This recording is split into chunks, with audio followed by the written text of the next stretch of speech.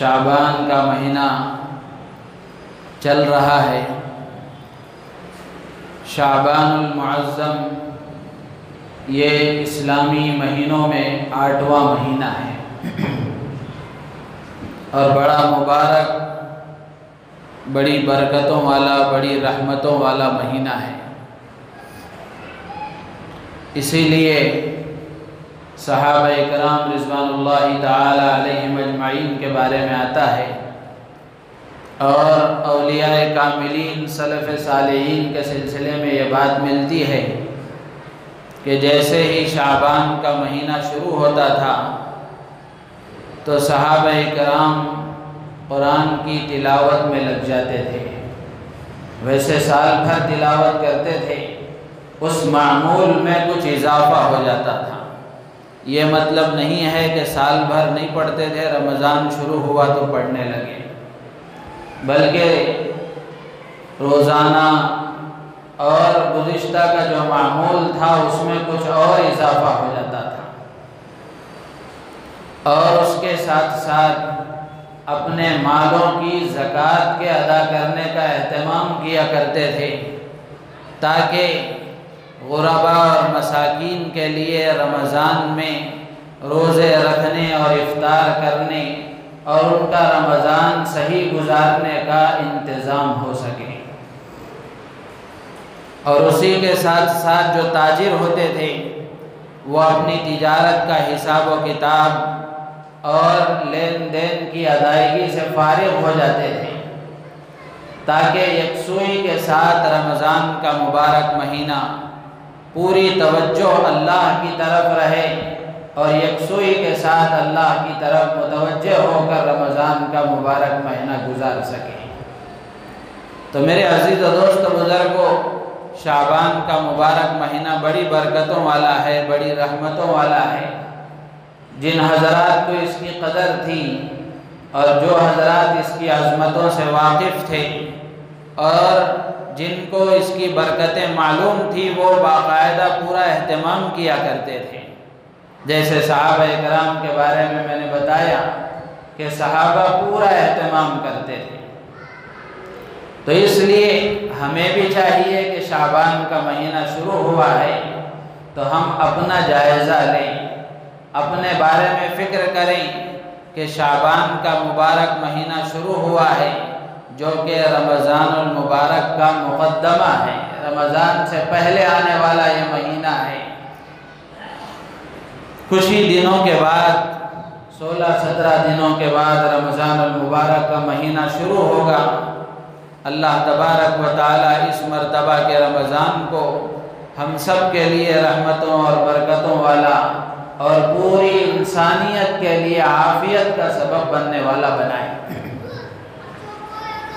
تو شعبان کا مہینہ، اس کے سلسلے میں سرکار دو عالم صلی اللہ علیہ وسلم نے کیا ہدایتیں دی ہیں اور آپ نے کیا رہنمائی فرمائی ہے، اس سلسلے میں کچھ باتیں عرض کی جائیں گی۔ مسلمان کی ذمہ داری یہ ہے کہ وہ جس حال میں بھی رہے، جس شعبہ زندگی میں بھی رہے، وہ اللہ کے حکم کو معلوم کرے اور سرکار دو عالم صلی اللہ علیہ وسلم کی رہنمائی سے واقفیت حاصل کرے۔ یہ ذمہ داری ہے مسلمان کی۔ تو شعبان کا مہینہ شروع ہوا ہے تو مسلمان کو اس بات کا تجسس ہونا چاہیے اور اس بات کا احساس ہونا چاہیے اور اس بات کی فکر ہونی چاہیے کہ شعبان کا مہینہ شروع ہوا ہے تو اس میں اللہ کے نبی صلی اللہ علیہ وسلم کی کیا رہنمائی ہے، آپ نے کیا ہدایتیں دی ہیں اور کیا کیا باتیں آپ نے امت کے لیے بتائی ہیں، یہ حضور کو ماننے والے کی ذمہ داری ہے۔ ایسا نہیں ہے کہ غفلت کے ساتھ شعبان کا مہینہ آیا بھی گزر گیا بھی، رمضان کا مہینہ آیا اور گزر گیا، مسلمان کو کوئی احساس نہیں اور اس بات کو معلوم کرنے کی کوئی فکر نہیں، تو پھر اس کو اپنے ایمان کی اور اپنے اسلام کی فکر کرنا چاہیے۔ تو شعبان کے سلسلے میں سب سے پہلی بات تو یہ ہے کہ اللہ کے پیارے حبیب صلی اللہ علیہ وسلم نے حکم دیا ہے احصوا ہلال شعبان لرمضان، کہ شعبان کے مہینے کے چاند کے دیکھنے کا خصوصیت کے ساتھ اہتمام کرو۔ یہ مرحلہ تو گزر گیا۔ شعبان کے چاند کی بڑی اہمیت اس لیے ہے کہ اسی پر دار و مدار ہے رمضان کے صحیح طریقے سے معلوم کرنے کا۔ تو اس لیے اللہ کے رسول صلی اللہ علیہ وسلم نے حکم دیا ہے کہ شعبان کے چاند کے دیکھنے کا اہتمام کرو رمضان کے لیے۔ شعبان کے چاند کی اہمیت رمضان کے لیے ہے۔ اور حضرت عائشہ صدیقہ رضی اللہ تعالی عنہ فرماتی ہیں کان رسول اللہ صلی اللہ علیہ وسلم یتحفظ من ہلال شعبان ما لا یتحفظ من غیری۔ حضرت عائشہ فرماتی ہیں کہ رسول اللہ صلی اللہ علیہ وسلم شعبان کے چاند کے سلسلے میں جتنا اہتمام فرماتے تھے اتنا کسی اور مہینے کے چاند کے سلسلے میں اہتمام نہیں کرتے تھے۔ تو اس لیے مسلمانوں کی ذمہ داری یہ ہے کہ وہ اس سلسلے کی فکر کریں۔ ویسے قمری تاریخ، چاند کی تاریخ، یہ خود بذات خود اپنی جگہ ایک اہمیت رکھتی ہے۔ چاند کی تاریخوں کو یاد رکھنا اور اس کو اپنے معمولات میں استعمال کرنا یہ فرض کفایہ ہے۔ علماء نے فرض کفایہ لکھا ہے اس لیے کہ اسلامی احکامات میں سے بہت سارے احکامات وہ ہیں جن کا دار و مدار چاند کی تاریخ پر ہے۔ اگر چاند کی تاریخ کا اہتمام نہیں کیا گیا اور اس سلسلے میں فکر نہیں کی گئی تو پھر بہت سارے احکامات کو پورا کرنے میں آگے پیچھے ہو جائیں گے۔ تو اس لیے حکم دیا گیا کہ تم شعبان کے چاند کو دیکھنے کا اہتمام کرو۔ یہ پہلی بات ہوئی۔ دوسری بات یہ ہے کہ جیسے میں نے رجب کا مہینہ جب شروع ہوا تھا تو اس وقت یہ بات عرض کی تھی کہ جب رجب کا مہینہ شروع ہوتا تو اللہ کے پیارے حبیب صلی اللہ علیہ وسلم یہ دعا فرمایا کرتے تھے اللہم بارک لنا فی رجب و شعبان وبلغنا رمضان، کہ اللہ رجب کا مہینہ شروع ہوا ہے، رجب اور شعبان میں ہمارے لیے برکت عطا فرما اور عافیت کے ساتھ ہمیں رمضان تک پہنچا دے۔ تو شعبان کے سلسلے میں بھی یہ حکم ہے کہ جب شعبان کا مہینہ شروع ہو جائے تو اپنے لیے اپنے عمر کی برکت کی دعا کرنا چاہیے۔ محدثین نے لکھا ہے، ملا علی قاری رحمۃ اللہ علیہ نے مشکات کی شرح مرقات المفاتیح میں لکھا ہے کہ اس دعا کا مطلب کیا ہے؟ اللہم بارک لنا فی رجب و شعبان، کہ اللہ رجب اور شعبان میں ہمارے لیے برکت عطا فرما۔ کس چیز کی برکت مانگی جا رہی ہے؟ اللہ سے زندگی کی عافیت کی برکت مانگی جا رہی ہے کہ اللہ ہماری عمر میں اتنی برکت عطا فرما کہ اس سال کا رمضان بھی ہماری زندگی میں ہمیں ملے۔ وبلغنا رمضان، اور رمضان تک ہمیں پہنچا دے۔ پہنچانے کا مطلب یہ نہیں ہے کہ زندگی میں صرف رمضان مل جائے، آئے اور گزر جائے، آدمی اس سے کوئی فائدہ نہ اٹھائے، تو ایسے رمضان کا آنا نہ آنا دونوں برابر ہیں، رمضان کا ملنا نہ ملنا دونوں برابر ہیں۔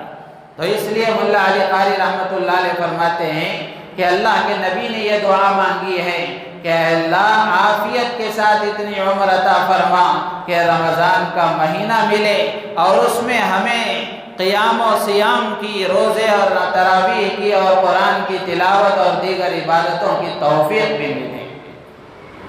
تو میرے عزیز و دوست بزرگوں، شعبان کے مہینے میں اللہ کے نبی نے یہ تعلیم دی ہے کہ شعبان کا مہینہ شروع ہو جائے تو اس کا بھی اہتمام کیا جائے اور اللہ سے یہ دعائیں مانگی جائیں کہ اللہ ہماری عمر میں اتنی برکت عطا فرما اور ہماری زندگی میں اتنی برکت عطا فرما کہ رمضان کا مہینہ دوبارہ ہماری زندگی میں ہمیں نصیب ہو اور اس میں عبادتوں کی توفیق بھی ہو، نمازوں کے اہتمام کی توفیق ہو، روزے کے اہتمام کی توفیق ہو، قرآن کی تلاوت کے اہتمام کی توفیق ہو، صدقہ اور خیرات کے اہتمام کی توفیق ہو اور دیگر عبادتوں کے اہتمام کی توفیق ہو۔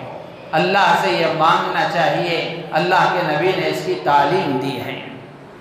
کتنے لوگ تھے جو گزشتہ رمضان میں ہمارے ساتھ تھے، لیکن اب وہ دن ہمارے ساتھ نہیں ہیں، اور رمضان سے پہلے کے جو 16-17 دن ہمارے باقی رہ گئے ہیں، کس کو پتا ہے کہ رمضان سے پہلے کون دنیا سے رخصت ہو جائے گا، کس کو رمضان ملے گا اور کس کو نہیں ملے گا، کون جانتا ہے؟ پیدا ہونے کی تاریخ آدمی بتا سکتا ہے، مرنے کی تاریخ کوئی نہیں بتا سکتا۔ تو اس لیے حکم دیا گیا کہ رمضان سے پہلے شعبان کے مہینے میں اللہ سے عافیت کی اور برکت کی دعا مانگی جائے، یہ دوسرا حکم ہے۔ تیسری بات یہ ہے کہ شعبان کا مہینہ شروع ہوتا، اللہ کے پیارے حبیب صلی اللہ علیہ وسلم کثرت سے روزے رکھا کرتے تھے، کثرت سے روزے رکھا کرتے تھے۔ بہت سارے صحابہ سے منقول ہے، حضرت عائشہ صدیقہ رضی اللہ تعالی عنہ بھی فرماتی ہیں، حضرت ابو ہریرہ بھی راوی ہیں، اور دوسرے بہت سارے صحابہ ہیں، حضرت انس رضی اللہ تعالی عنہ بھی ہیں، فرماتے ہیں کہ اللہ کے رسول صلی اللہ علیہ وسلم رمضان کے بعد کسی مہینے میں اگر زیادہ روزے رکھتے تھے تو وہ شعبان کا مہینہ تھا۔ تو شعبان کے مہینے میں کثرت کے ساتھ آپ روزے رکھا کرتے تھے۔ کان احب الشہور الی رسول اللہ صلی اللہ علیہ وسلم، حضرت عائشہ فرماتی ہیں کہ اللہ کے رسول صلی اللہ علیہ وسلم کو تمام مہینوں میں سب سے زیادہ محبوب مہینہ ان یصومہ شعبان ثم یصلہ برمضان، حضرت عائشہ فرماتی ہیں کہ اللہ کے رسول کو تمام مہینوں میں سب سے زیادہ محبوب مہینہ شعبان کا تھا، جس میں آپ روزے رکھا کرتے تھے، اور آپ کی تمنا یہ تھی کہ شعبان میں روزہ رکھتے رکھتے اسی طرح رمضان بھی شروع ہو جائے، اسی طرح آپ رمضان میں داخل ہو جاتے تھے۔ تو اس لیے علماء نے لکھا ہے کہ شعبان کے مہینے میں کثرت کے ساتھ روزے رکھنے کا بھی اہتمام کرنا چاہیے۔ جو زندگی بھر میں ہمارے قضا روزے ہیں، گزشتہ رمضان میں کسی عذر کی وجہ سے نہیں رکھ سکے، جو قضا روزے ہیں ان کو رکھنے کا اچھا موقع ہے، اور جو عورتیں ہیں جن کے عذر کی وجہ سے کچھ روزے یقیناً چھوٹ جاتے ہیں، ان کے لیے یہ بہترین موقع ہے کہ وہ شعبان میں ان روزوں کی قضا کا اہتمام کر لیا کریں۔ روزہ بہت بڑی چیز ہے، بہت بڑی عبادت ہے۔ آدمی روزہ رکھتا ہے تو اس کا نفس کنٹرول میں آ جاتا ہے، اس کا نفس قابو میں ہو جاتا ہے۔ برائیوں کے جو جذبات انسان کے اندر ہوتے ہیں، روزہ صحیح معنی میں روزہ اگر ہوگا تو وہ برائیوں کے جذبات ٹھنڈے پڑ جاتے ہیں، وہ برائیوں کے جذبات ٹھنڈے پڑ جاتے ہیں۔ تو اسی لیے آدمی روزہ رکھتا ہے تو خود بخود اس کو پتہ چلتا ہے کہ روزہ نہ رکھنے کے وقت کی کیا کیفیت ہوتی ہے، اور روزہ رکھنے کے بعد اس کے اندر کیا تبدیلی آ جاتی ہے۔ تو اس لیے کثرت کے ساتھ روزوں کا اہتمام کرنا چاہیے۔ کوئی خاص دن متعین نہیں ہے، ویسے ایک ضعیف روایت میں اللہ کے رسول صلی اللہ علیہ وسلم نے حکم دیا ہے جو قابل عمل ہے، ایسا نہیں ہے کہ اس کو چھوڑ دینا چاہیے، قابل عمل ہے کہ 15ویں شعبان کا جو دن ہوتا ہے اس میں تم روزہ رکھو، قوموا لیلہا وصوموا نہارہا، کہ 15ویں شعبان کی رات میں تم قیام کرو، عبادت کرو، اور اس کے دن میں روزہ رکھو۔ بہت اچھی بات ہے، یہ تو مسنون اور مدلل مستند عمل ہے کہ اللہ کے رسول صلی اللہ علیہ وسلم ہر مہینے کے 3 دن روزہ رکھا کرتے تھے، 13، 14، 15، جس کو ایام 20 کہا جاتا ہے۔ تو بہت اچھی بات یہ ہے کہ اگر کثرت سے ہم روزے نہیں رکھ سکتے تو آخری درجے میں اتنا تو کریں کہ یہ 13، 14، 15 کے روزے رکھ لیں، ایک سنت ادا ہوگی، اور شعبان کے مبارک مہینے میں عبادت کا اللہ تبارک و تعالی ثواب بھی عطا فرمائیں گے۔ اگر یہ بھی نہیں ہو سکتا تو آخری درجے میں کم از کم جو پیر کے دن کا روزہ ہے 15ویں شعبان کا، اس کے روزے کا تو ہم کم از کم اہتمام کر لیں۔ آخر شعبان میں اللہ کے رسول صلی اللہ علیہ وسلم کیوں اتنے روزے رکھا کرتے تھے؟ دوسرے مہینے بھی تھے روزہ رکھنے کے لیے، اور اگر آدمی غور کرے تو سمجھ میں آتا ہے، آپ چاہتے تو ربیع الاول میں روزہ رکھ سکتے تھے، آپ کے پیدائش کا مہینہ ہے، چاہتے تو روزہ رکھتے تھے۔ جیسے آج برتھ ڈے منایا جاتا ہے اور طریقے کی اس میں رسمیں ادا کی جاتی ہیں، اللہ کے نبی اگر نبی ہیں تو عبادت کا یہ طریقہ آپ اختیار کر سکتے تھے، لیکن شعبان کے مہینے ہی میں آپ نے کیوں روزہ رکھا، اور کثرت سے آپ شعبان ہی میں کیوں روزہ رکھتے تھے؟ علماء نے لکھا ہے کہ شعبان میں کثرت سے اس لیے روزہ رکھا کرتے تھے تاکہ امت کو تعلیم ہو، اور امت بھی شعبان میں کثرت سے روزہ رکھے تاکہ رمضان کے لیے پہلے ہی سے آدمی اپنے آپ کو تیار کر لے، بھوکا رہنے کی عادت اس کے اندر پیدا ہو جائے، گناہوں سے بچنے کے جذبات اس کے اندر ابھی سے پیدا ہو جائیں، اور عبادتوں میں آگے بڑھنے کے جذبات اس کے اندر ابھی سے پیدا ہو جائیں، اور وہ اپنے معمولات کو اس طرح ترتیب دے کہ وہ عبادتوں میں آگے بڑھے، فرائض کا بھی اہتمام کرے، واجبات کا بھی اہتمام کرے، نوافل کا بھی اہتمام کرے۔ تو ایسی ترتیب آدمی بنا لے، روزہ آدمی رکھتا ہے تو ان سب چیزوں کا اہتمام کرتا ہے۔ تو اس لیے اللہ کے رسول صلی اللہ علیہ وسلم کثرت کے ساتھ شعبان میں روزہ رکھا کرتے تھے۔ تو ہمیں بھی چاہیے کہ ہم بھی روزہ رکھنے کا اہتمام کریں، نفل روزے اگر رکھ سکتے ہوں تو رکھیں، یا پھر جو ہمارے ذمہ قرض ہیں، فرض روزے جو قضا ہو گئے ان کو ادا کرنے کا تو کم از کم اہتمام کریں، جائزہ لیں کہ کتنے روزے ہمارے قضا ہو گئے، کتنے سالوں کے روزے قضا ہو گئے۔ میرے عزیز و دوست و بزرگوں، بہت سارے مسلمان ایسے ہیں کہ رمضان کا مبارک مہینہ اتنی رحمتوں اور برکتوں والا مہینہ ہوتا ہے، لیکن ان میں بھی کچھ بدقسمت اور محروم القسمت بندے ایسے ہوتے ہیں جن کو روزہ رکھنے کی توفیق نہیں ہوتی، وہ چھوٹے چھوٹے بہانے تلاش کرتے ہیں روزہ چھوڑنے کے لیے، چھوٹے چھوٹے بہانے تلاش کرتے ہیں روزہ چھوڑنے کے لیے، کہ کوئی بہانہ مل جائے، کسی ڈاکٹر سے میں سرٹیفکیٹ حاصل کر لوں، کسی ڈاکٹر کا اعتماد حاصل کر لوں، وہ کہے کہ آپ کی طبیعت ایسی ہے کہ اگر آپ روزہ رکھیں گے تو فلاں ہو جائے گا، فلاں ہو جائے گا۔ بہت اچھی بات ہے کہ روزہ رکھ کر دنیا سے رخصت ہو گئے، روزے کی حالت میں موت آئے۔ تو میرے عزیز و دوست و بزرگوں، چھوٹے چھوٹے بہانے تلاش کر کے عبادتوں سے محروم ہو جانا اور رمضان کے مبارک مہینے میں روزے جیسے فریضے سے غفلت برتنا، یہ واقعی محرومی کی بات ہے۔ تو ہم اپنا جائزہ لیں کہ گزشتہ رمضان میں ہمارے کتنے روزے چھوڑے۔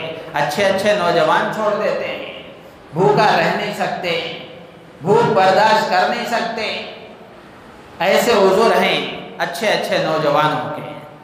تو اس لیے جائزہ لیں، گزشتہ رمضان میں کتنے چھوٹ گئے، اس سے پہلے رمضان میں کتنے چھوٹ گئے، اور پچھلے رمضانوں میں کتنے ہمارے روزے ہمارے ذمے میں قضا کے ہیں، فرض ہیں، ان کو ادا کرنا ہمارے لیے ضروری ہے۔ تو جائزہ لے کر کے ان کو ادا کرنے کی کوشش کریں۔ اور پھر اسی طرح چوتھی بات یہ ہے کہ یہ شعبان کا مہینہ رمضان کی تیاری کا ہے۔ شعبان کا مہینہ رمضان کی تیاری کا ہے کہ ہم اپنے معمولات ایسے بنائیں کہ رمضان کے لیے ہم ابھی سے تیار ہو جائیں۔ تیاری دو طرح کی ہے، ایک دنیاوی اعتبار سے اور ایک دینی اعتبار سے۔ دنیاوی اعتبار سے تیاری یہ ہے کہ ہم اپنے کاموں کا جائزہ لیں، اپنے کاموں کا جائزہ لیں، اور اپنے کاموں کا جائزہ لے کر کچھ کام ایسے ہوتے ہیں جن کو ہم اگر چاہیں تو رمضان سے پہلے ہی نمٹ کر فارغ ہو سکتے ہیں۔ تو ہم اپنے روزمرہ کے معمولات کا جائزہ لیں اور رمضان کے لیے یکسو ہو لیں، اور رمضان میں پوری طرح توجہ اللہ کی طرف رکھنے کے ارادے سے اپنے کام و کاج کو اس طرح ترتیب دے لیں کہ رمضان سے پہلے ہی ہم فارغ ہو جائیں۔ مثال کے طور پر ایک بڑا مسئلہ ہوتا ہے عید کی شاپنگ کا، نئے کپڑے خریدنے کا، اور نہ جانے کیا کیا چیزیں ہوتی ہیں۔ تو یہ شاپنگ کا جو مسئلہ ہے، بہت اچھی بات ہوگی اگر ہم رمضان سے پہلے اس عمل کو انجام دے دیں اور پورا رمضان یکسوئی کے ساتھ ہم اللہ کی طرف متوجہ رہیں۔ کتنی بری بات ہے کہ مسلمان رمضان کی مقدس ساعتوں میں بازاروں میں اپنا وقت گزاریں، شاپنگ مالوں میں اپنا وقت گزاریں، مارکیٹوں میں اپنا وقت گزاریں، جب جہاں نہ نماز کی کوئی فکر ہے، نہ تراویح کی کوئی فکر ہے، اور نہ اپنے آپ کے روزے دار ہونے کا کوئی احساس ہے۔ جہاں روزہ بھی خراب ہوتا ہے، نمازیں بھی چھوٹ جاتی ہیں، اور تراویح کا بھی اہتمام نہیں ہوتا۔ تو اس لیے رمضان سے پہلے ہی ہم یہ عمل مکمل کر لیں اور پوری یکسوئی کے ساتھ، بالخصوص یہ جو شاپنگ کا مسئلہ ہے یہ رمضان کے آخری دنوں میں ہوتا ہے، جو سب سے زیادہ مقدس ساعتیں ہیں، جو سب سے زیادہ مقدس لمحات ہیں، ان دنوں میں یہ کام انجام دیے جاتے ہیں۔ گویا مسلمان اپنے عمل سے یہ بتاتا ہے کہ جو کچھ تھوڑا بہت رمضان کے ابتدائی دنوں میں کمایا تھا وہ بھی یہاں گنوا رہا ہوں، وہ بھی یہاں بازاروں میں ختم کر رہا ہوں، وہ بھی یہاں شاپنگ کے نام پر برباد کر رہا ہوں۔ تو میرے عزیز و دوست بزرگوں، اگر ہم ترتیب دیں گے تو انشاءاللہ سب کام آسان ہوں گے۔ تاجر سوچ رہے ہوں گے کہ اگر تجارت ہماری رمضان میں نہیں چلے گی تو کیا ہوگا؟ ایسا ماحول ہم بنائیں کہ جو ہنگامہ رمضان میں تاجروں کی تجارت میں ہوتا ہے وہ شعبان میں ہو کر مکمل ہو جائے، تاجر بھی آرام سے عبادت رمضان میں کریں۔ اگر ماحول بنائیں گے تو بن سکتا ہے۔ تو اس لیے ہم اس کا اہتمام کریں کہ عید کی شاپنگ کا جو مسئلہ ہے یہ رمضان سے پہلے مکمل ہو جائے، اور اسی طریقے سے راشن اور سودا سلف کا مسئلہ ہے وہ بھی ہم رمضان سے پہلے ہی کچھ اس کا انتظام کر لیں، جس کا انتظام کر سکتے ہو اس کا انتظام کر کے رمضان میں ہم پوری طرح یکسو رہیں۔ اور اسی طریقے سے ہم اپنے کاموں کا جائزہ لیں کہ کچھ کام ایسے ہوتے ہیں کہ جن کاموں کو اگر ہم چھوڑیں گے تو اللہ کی طرف متوجہ رہیں گے، اور جن کے چھوڑنے سے ہمارا کوئی نقصان نہیں بلکہ فائدہ ہوگا۔ جیسے مثال کے طور پر دوستوں کے ساتھ کی بیٹھکیں، گپ شپ اور غیبت کی محفلیں، ان کو چھوڑنے کی کوشش کریں۔ بیکار وقت لوگ ضائع کرتے ہیں۔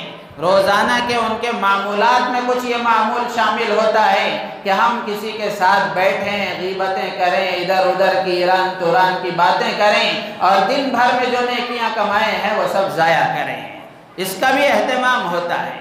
تو ہم رمضان سے پہلے یہ طے کریں کہ رمضان میں ہم اپنے آپ کو یکسو کر لیں، تنہائی پسند بن جائیں، اور یکسوئی کے ساتھ پوری طرح توجہ اللہ کی طرف رہے۔ ہم دکان کو بھی جا رہے ہیں کسی ضرورت سے، ملازمت کی جگہ پر بھی جا رہے ہیں کسی ضرورت سے، توجہ ہماری اللہ کی طرف ہونی چاہیے۔ یہ کب ہوگی؟ جب پہلے سے اہتمام ہوگا، جب پہلے سے ذہن بنے گا، جب پہلے سے ہم اپنے آپ کو یکسو کریں گے، تب یہ توجہ اللہ کی طرف رہے گی۔ ہاں، اللہ کے کچھ بندے آج بھی ایسے ہیں جو اس کا اہتمام کرتے ہیں۔ تو اس لیے یہ کام ہے، ان کو اگر ہم چھوڑ کر یکسوئی کے ساتھ اللہ کی طرف متوجہ رہیں گے تو اللہ کی ذات عالی سے امید ہے کہ یہ ہمارا رمضان ہمارے لیے نفع بخش بنے گا، نجات کا ذریعہ اور سبب بنے گا، اور یہ شعبان کا مہینہ ہمارے لیے رمضان کی تیاری کا ذریعہ اور سبب بنے گا۔ دوستوں کی محفلیں ہیں اور انٹرنیٹ کا استعمال ہے جو کھانے سے بھی زیادہ ضروری ہے، اس کے بغیر آدمی رہ نہیں سکتا، موبائل کو دیکھے بغیر جی نہیں سکتا، اور رات بھر اس میں گھورے بغیر سو نہیں سکتا۔ گویا یہ مقدمہ ہے رات میں نیند کے آنے کا، آدمی اس میں دیکھ دیکھ دیکھ دیکھ کر گھور گھور گھور کر اسی طرح سو جاتا ہے۔ میرے عزیز و دوست بزرگوں، اگر اسی حال میں موت آ گئی، کل اللہ کے ہاں کیا صورت دکھائیں گے؟ تو یہ انٹرنیٹ کا استعمال ہے، موبائل کا استعمال ہے، اخبار بینی، پیپر کا پڑھنا، روزانہ کی نیوز کا دیکھنا اور پڑھنا، ان چیزوں کو بھی ہم مؤخر کریں۔ میں نے اپنے استاد محترم کو دیکھا ہے، حضرت امیر شریعت حکیم الملت رحمۃ اللہ علیہ، ان کا معمول تھا رمضان میں، حالانکہ بڑی شخصیت تھی، ملک کے حالات سے واقفیت ان کے لیے ضروری تھی، اس کے باوجود بھی ان کا اہتمام یہ ہوتا تھا کہ رمضان میں تراویح کے بعد وہ آج کے دن کا پیپر پڑھا کرتے تھے، اس سے پہلے ہرگز وہ پیپر نہیں کھولتے تھے، دن بھر قرآن کی تلاوت میں مصروف رہتے تھے، اور کسی کو ملاقات بھی کرنا ہوتا تو ان کے لیے تراویح کے بعد کا وقت متعین ہوتا تھا۔ تو میرے عزیز و دوست بزرگوں، جو اہتمام کرنا چاہے اس کے لیے یہ سب کچھ ہے، جو کچھ بھی نہ کرنا چاہے اس کے لیے کیا ہے؟ تو اس لیے دوستوں کی محفلوں سے اپنے آپ کو دور رکھیں، اور اسی طرح یہ انٹرنیٹ کا، موبائل کا استعمال ہے، اور اس سے بھی اپنے آپ کو دور رکھیں، اس کے استعمال کم کریں۔ میں یہ نہیں کہتا کہ چھوڑ دیں ورنہ روح نکل جائے گی، ورنہ آدمی دنیا سے رخصت ہو جائے گا، اس لیے چھوڑے نہیں آپ، दिन भर तो कम से कम इससे दूर रहें, तरावीह के बाद इसको इस्तेमाल करने की कोशिश करें। कोई ज़रूरी फ़ोन होगा, कोई ज़रूरी बात होगी तो उसको हमने इस्तेमाल कर लिया, वो इससे मुस्तस्ना है, वो इससे अलग चीज़ है। तो इसलिए मोबाइल का इस्तेमाल, इंटरनेट का इस्तेमाल, अखबार बीनी का इस्तेमाल, दोस्तों की महफिलें और गपशप की महफिलें, मजलिसें, इनसे अपने आप को दूर रखें। ये सब चीज़ें अल्लाह की तरफ तवज्जो में खलल डालने वाली हैं, ये सब हमारे ज़हन और दिमाग को मुंतशिर करने वाली हैं। इन चीज़ों के साथ अगर हम इबादतें करेंगे भी तब भी हमारी इबादतों में यकसुई नहीं होगी, इबादतों में यकसुई नहीं होगी। इसलिए कि मोबाइल आप देख रहे हैं, उसमें ये हो रहा है, वो हो रहा है, व्हाट्सएप आपने देखा, फेसबुक देखा, इंस्टाग्राम देखा, पता नहीं क्या क्या देखा। सब देखने के बाद इधर उधर के हालात आपके जहन में घूम रहे हैं। आप सजदे में हैं, जहन में है कि अमेरिका में ये हो गया है, आप रुकू में हैं, ये हुआ कि जापान में ये हो गया है। दुनिया में कुछ हो, आप अपने आप की फिक्र करें। इसकी ज़रूरी जिम्मेदारी हमारे ऊपर है कि हम अपनी फ़िक्र करें। ये दुनियावी एतबार से अपने आप को तैयार करने की बात है। और जो मुलाजिम हैं, गवर्नमेंट जॉब करने वाले हैं या प्राइवेट जॉब करने वाले हैं, किसी के यहाँ वो मुलाजिम हैं, तो साल भर में उनकी कुछ ऐसी छुट्टियां होती हैं जिनको वो अपने इख्तियार से जब चाहे इस्तेमाल कर सकते हैं। उलमा ने यह भी तरीक़ा बताया है कि उन छुट्टियों के इस्तेमाल का सबसे बेहतरीन वक्त यही है कि रमज़ान में वो छुट्टियां हम इस्तेमाल करें ताकि यकसुई के साथ अल्लाह की इबादत हो सके, यकसुई के साथ अल्लाह की इबादत हो सके। तो ये हुआ दुनियावी एतबार से रमज़ान की तैयारी का मतलब, दुनियावी एतबार से अपने आप को तैयार करना। और जो ताजिर हैं वो अपनी तिजारतों का हिसाब व किताब और लेन देन और इधर उधर के असफार से फारिग होकर यकसुई के साथ अपने मकाम पर अल्लाह की तरफ मुतवज्जे रहें। जैसे शुरू में मैंने अर्ज़ किया, सहाबा कराम का मामूल था कि सहाबा में, औलिया कामिलीन में, सलफ़ सालिहीन में जो ताजिर होते थे उनका मामूल ये होता था कि वो अपने हिसाब व किताब से और लेन देन से फारिग हो जाया करते थे। लेकिन हम अपने मुआशरे पर नज़र डाल करके देखें, इंतहाई अफसोस की बात है कि रमज़ान का मुबारक महीना जहां हमारे लिए अपनी रूहानी ताकत को बढ़ाने का सीज़न है और अल्लाह को राज़ी करने का सीज़न है, इबादतों में और नेकियों के कमाने का सीज़न है, इसको हमने दुनिया की मादी चीज़ों को कमाने का सीज़न बना लिया है। तो इसीलिए जैसे मैंने कहा, जैसे हमने ये माहौल बनाया है कि रमज़ान में ताजिरों की तिजारत में तरक्की होती है, वो रमज़ान में इसके मशगूल होते हैं, तो हम ऐसा माहौल बनाएं, ख़रीदने वालों के ऊपर सारी बात होती है, खरीदने वाले जब खरीदेंगे तब वो तिजारत का सीज़न बनेगा। ऐसा माहौल मुसलमान बनाएं कि रमज़ान से पहले वो अपने तमाम चीज़ों से फारिग हो जाएं ताकि ताजिरों पर भी रहम कर सकें, वो भी अल्लाह को रमज़ान में सही तरीके से याद कर सकें। वरना तो देखा है आप हज़रात ने भी, मैंने भी खुद देखा है, कपड़ों के ताजिरों को देखें, समोसों के ताजिरों को देखें, उनको नमाज पढ़ने की फुर्सत नहीं मिलती, नमाज पढ़ने की फुर्सत नहीं मिलती। ऐसी दौलत किस काम की जो अल्लाह को राज़ी करने में रुकावट बने, ऐसी दौलत किस काम की जो अल्लाह की इबादत में रुकावट बने, ऐसी दौलत किस काम की जो दुनिया में तो कुछ पैसे नज़र आएँ, आखिरत में हमारे लिए हमेशा के नुकसान का सबब बने। तो इसलिए मेरे अज़ीज़ और दोस्तों बुज़ुर्गों, ये शाबान रमज़ान की तैयारी का महीना है। अपने आप को ज़हनी तौर पर, दिमागी तौर पर, पूरे तबीई तौर पर तैयार करने का मौका है।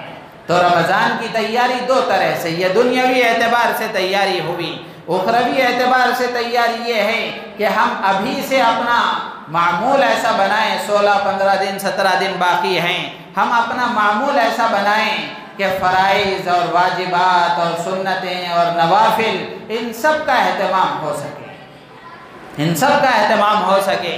दिन का भी निज़ाम बनाएं, रात का भी निज़ाम बनाएं, ताकि रमज़ान की तमाम साअतें हमारी सही तरीक़े से गुजर सकें, रमज़ान के तमाम लम्हात को हम वसूल कर सकें, रमज़ान के तमाम अय्याम में तमाम लम्हात से हम सही तरीक़े से फ़ायदा उठा सकें।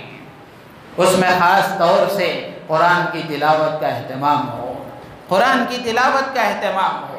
افسوس کی بات یہ ہے کہ مسلمانوں کا ایک بڑا طبقہ وہ ہے جن کو قرآن پڑھنا نہیں آتا، جبکہ یہ قرآن آیا ہی ہے ہماری ہدایت اور رہنمائی کے لیے، ہم نے اس کو مردوں کے ایصال ثواب کی کتاب بنا دیا، یا پھر گھروں میں دکانوں مکانوں کی برکت اور نظر و نیاز کی کتاب بنا دیا، جبکہ یہ زندوں کا منشور ہے، دستور ہے، ان کو راستہ دکھانے کے لیے یہ قرآن بھیجا گیا، زندگی گزارنے کا نظام بتانے کے لیے یہ قرآن بھیجا گیا۔ مسلمان اس کو لپیٹ کر اپنے کونے میں رکھ دیتا ہے، اور جب کسی کا انتقال ہوتا ہے تو پڑھنے کے لیے کھولا جاتا ہے۔ اس سے زیادہ زندہ آدمی محتاج ہے قرآن کا، زندہ محتاج ہے قرآن کا، اس میں قرآن میں زندگی گزارنے کے طریقے بتائے گئے ہیں۔ قرآن کو سمجھنا یہ مسلمانوں کی ذمہ داری تھی، لیکن افسوس کی بات ہے کہ اس کے الفاظ بھی مسلمانوں کو پڑھنا نہیں آتا۔ تو میرے عزیز و دوست بزرگوں، یہ باتیں سنتے سنتے عرصہ ہو گیا، زندگی کے کئی ایام گزر گئے، کئی سال گزر گئے، سنتے ہی رہے، افسوس ہی کرتے رہے۔ تو محض افسوس کرنے سے کچھ نہیں ہوتا، محض پڑھنا اور سیکھنے کی تمنا کرنے سے کچھ نہیں ہوتا۔ اسی لیے کسی نے کہا کہ صرف آرزو اور تمنا سے کوئی مالدار نہیں ہوتا تو دیندار کیسے ہو جائے گا؟ بیٹھے آدمی شیخ چلے کے خواب سوچتا رہے کہ میرے لیے یہ محل ہو، میں ایسا ہو، یہ کار ہو، وہ گاڑی ہو، اتنے خادم ہو، اتنی فیکٹری ہو، سوچتا رہے تو یہ سب چیزیں ملیں گی کیا؟ نہیں مل سکتی۔ اس کے لیے آدمی کو محنت کرنا پڑتا ہے۔ تو آرزو تمنا سے کوئی مالدار نہیں بنتا، دنیا دار نہیں بنتا، تو دیندار اور قرآن کا پڑھنے والا کیسے بن جائے گا؟ اس کے لیے وقت فارغ کرنا پڑتا ہے، اس کے لیے محنت کرنی پڑتی ہے، اس کے لیے جان بھی لگانا پڑتا ہے، اس کے لیے مال بھی لگانا پڑتا ہے، اس کے لیے خدا کی دی ہوئی صلاحیت کو استعمال بھی کرنا پڑتا ہے، اس کے لیے اپنے اوقات بھی فارغ کرنے پڑتے ہیں، تب جا کر یہ چیزیں حاصل ہوں گی۔ تو اس لیے یہ رمضان سے آنے سے پہلے دینی اعتبار سے تیاری یہ ہے کہ ہم قرآن کی تلاوت شروع کریں، قرآن کی تلاوت شروع کریں، اس کا ہم اہتمام کریں۔ اللہ کا فضل و احسان ہے کہ جب میری یہ مار مجھے لگا تو اتنے دن میرے گھر میں گزرے، ایک قرآن کی تلاوت مکمل ہو گئی، اللہ کا احسان ہے۔ تو میرے عزیز و دوست بزرگوں، ہم اگر اپنی ترتیب بنائیں گے، اگر اس کی فکر کریں گے تو ہو سکتا ہے۔ ہر آدمی کے پاس کچھ نہ کچھ وقت ضرور فارغ ہے، ایسا نہیں کہ نہیں ہے۔ وہ آدمی جھوٹا ہے جو یہ کہتا ہے کہ میں بہت مصروف ہوں۔ جیسے مثال کے طور پر جو آدمی یہ کہتا ہے کہ میں بہت مصروف ہوں، میرے پاس کوئی وقت نہیں ہے، اگر کسی کا انتقال ہو جائے، موت مٹی میں شریک ہونا ہے، غم میں شریک ہونا ہے، اس کے لیے وقت نکل آتا ہے۔ گھر میں شادی کا موقع ہے، خوشی کا موقع ہے، وہ مصروفیت کا دعویٰ کرنے والا، اس کے پاس اس کے لیے فرصت ہوتی ہے۔ تو اگر آدمی قرآن کے سیکھنے کے لیے، قرآن کے پڑھنے کے لیے اگر وقت نکالنے کا ارادہ کرے گا تو انشاءاللہ العزیز وقت نکلے گا۔ تو اس لیے قرآن کے پڑھنے کی ہم فکر کریں، اور اگر قرآن ہمیں پڑھنا نہیں آتا تو آج سے اس مجلس میں نیت کریں کہ ہم قرآن کے سیکھنے کا اہتمام کریں، رمضان میں بھی قرآن سیکھیں، ابھی سے ہم قرآن کے سیکھنے کا اہتمام کریں۔ تو میرے عزیز و دوست بزرگوں، یہ ایک بات ہوئی۔ دوسرا، روزانہ کچھ وقت اللہ کا ذکر کریں، روزانہ کچھ وقت اللہ کا ذکر کریں۔ جس اللہ نے یہ طاقتیں، قوتیں اور اتنی نعمتیں عطا فرمائی ہیں، کتنے افسوس کی بات ہے کہ اس بندے کو اس اللہ کی دی ہوئی نعمتوں کو استعمال کرنے کا وقت تو ہے، لیکن اس نعمت دینے والے کو یاد کرنے کا وقت نہیں ہے۔ روزانہ تنہائی میں بیٹھ کر اللہ کا ذکر کریں اور خوب دعائیں مانگنے کی عادت ڈالیں، لمبی لمبی دعائیں مانگنے کی عادت ڈالیں، رو رو کر گڑ گڑا کر اللہ سے مانگنے کی عادت ڈالیں۔ اگر ہم اب سے یہ مزاج بنائیں گے اور رمضان میں بھی ہمارا یہ معمول باقی رہے گا، اللہ کی ذات عالی سے امید ہے کہ یہ سال بھر ہمارا معمول باقی رہ سکتا ہے۔ لمبی لمبی دعائیں مانگنا، حقیقت میں حاجتوں کا پورا کرنے والا اللہ ہی ہے، ضرورتوں کا پورا کرنے والا اللہ ہی ہے۔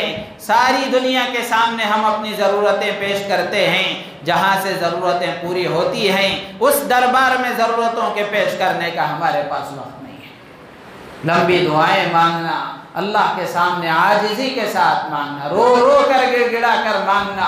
ایمان والے کی کوئی دعا خالی نہیں جاتی سوائے اس کے کہ اس میں کوئی ناجائز چیز کا مطالبہ کرے یا قطع رحمی کا مطالبہ کرے، تو یہ دعائیں اللہ کے ہاں قبول نہیں ہوتی۔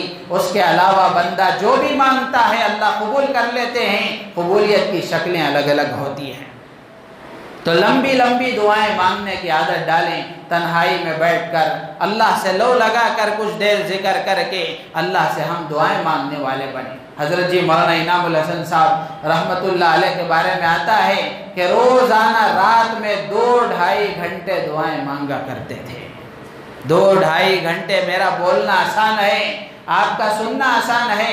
امام صاحب ربنا آتنا پڑھتے ہیں تو وہ سننے کے لیے مصلیوں کے پاس وقت نہیں ہے، خود دعا کرنا تو دور کی بات ہے، امام صاحب کی دعا سننے کے لیے بھی وقت نہیں ہے۔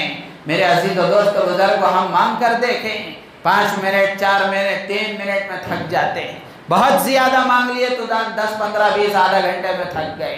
روزانہ بلا ناغہ جب حضرت کا انتقال ہوا، اس کے بعد جب پہلی مجلس ہوئی، حضرت مولانا احمد لاٹ صاحب دامت برکاتہم نے اس وقت میں سنایا تھا کہ بھائیو اب تو اپنے آپ کو سدھار لو، اس لیے کہ وہ زبان اب بند ہو چکی ہے جو تمہاری کوتاہیاں رات میں اللہ کے پاس معاف کروایا کرتی تھی۔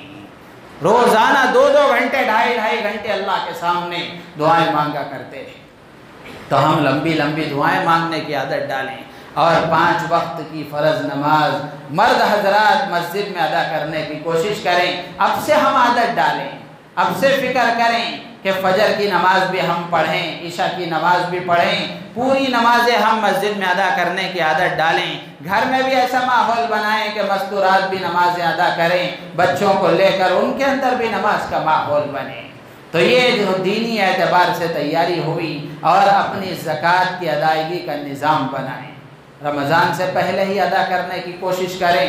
جیسے میں نے عرض کیا صحابہ کرام رضوان اللہ تعالی علیہم اجمعین کے بارے میں، حضرت انس رضی اللہ تعالیٰ عنہ فرماتے ہیں کہ رمضان کے شروع ہونے سے پہلے شعبان کا مہینہ شروع ہوتا تبھی صحابہ اپنی زکوٰۃوں کو ادا کرنے کا آغاز کر دیا کرتے تھے، تاکہ غربا اور مساکین کو رمضان میں ان کے انتظام کے لیے سہولت ہو سکے۔ تو اس لیے ہم اس کا بھی اہتمام کریں، اور بقیہ باتیں اگلی جمعہ عرض کی جائیں گی۔ اللہ تعالیٰ سے دعا ہے اللہ تبارک و تعالیٰ ہم تمام کو ان باتوں پر عمل کی توفیق عطا فرمائے، ہماری نیتوں میں اخلاص پیدا فرمائے۔ آخر دعوانا الحمدللہ رب العالمین۔